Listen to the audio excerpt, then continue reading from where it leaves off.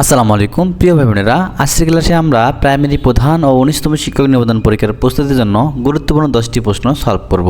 প্রিয় ভাই বোনেরা খেয়াল করুন, প্রথম প্রশ্ন হলো বায়ুমণ্ডলে কোন গ্যাস সর্বাধিক পরিমাণে পাওয়া যায়?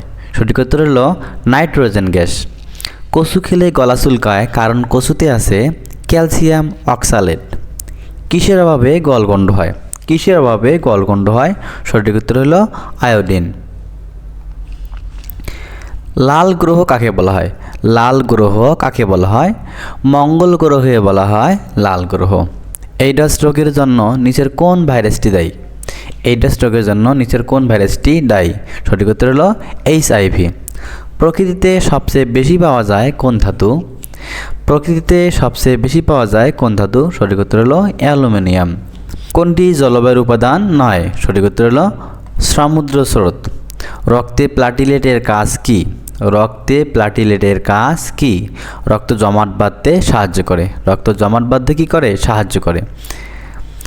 ICDDRB হাসপাতাল কোন রোগের চিকিৎসা হয়? ICDDRB হাসপাতালে কোন রোগের চিকিৎসা হয়? সঠিক উত্তর হলো কলেরা রোগের চিকিৎসা করা হয়। লাফিং গ্যাসের সংকেত কোনটি? Nitrogen oxide. লাফিং গ্যাসের সংকেত হলো nitrogen oxide. Thank you so much.